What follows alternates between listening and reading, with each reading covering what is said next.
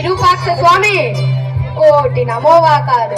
తండ్రి, నీ దివ్య మంగళ కరుణా కటాక్ష వీక్షణాలతో శ్రీ విద్యారణ్య స్వామి వారి శుభాశిస్సులతో రూపొందిన ఈ సామ్రాజ్యం కలకాలం కలకల్లాడుతూ వర్ధిల్లుగాక. మహోన్నత సయంతో హరిహర రాయలు బుక్కరాయలు స్థాపించిన ఈ తెలుగు రాజ్యం శాఖోపశాఖలుగా విస్తరిల్లి మహా సామ్రాజ్యంగా వెలుగొందుగాక. ముక్కారు వానలతో తడిసి మురిసిన ఈ భూమాత సస్యశ్యామలంతో ఈ ప్రజానికానికి ఆ కలనేదే తెలియకుండా చేసింది. ఆ అన్నపూర్ణమాత ఆదనంతో అన్నమో రామచంద్ర అన్న మాటనే మరిపించింది.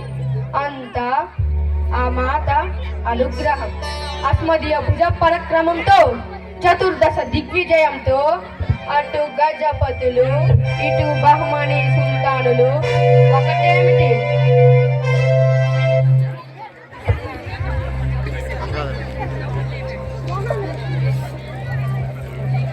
అన్ని వైపుల వారు తమ తమ స్నేహస్తాలను చాచి శాంతిని చేకూర్చడం ఆ విరూపాక్షుని కరుణా విశేషం.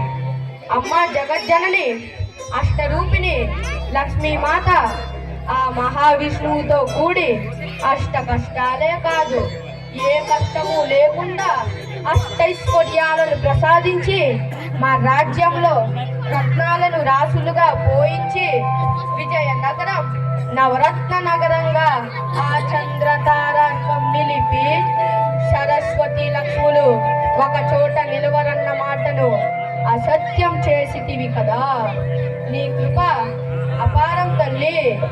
అమ్మ శారదామాత, నీ నేతృత్వ వీక్షణాలను మా సామ్రాజ్యంపై చల్లగా గుర్తించావు తల్లి. అందుకే సంగీత సాహిత్యాలు మా సామ్రాజ్యంలో అనువనువున విస్తరిల్లాయి. శిల్పకళ, చిత్రకళ, నాట్యకళ ఒకటేమిటి 64 కళలు మా సామ్రాజ్యంలో తాండవమాడుతున్నాయి.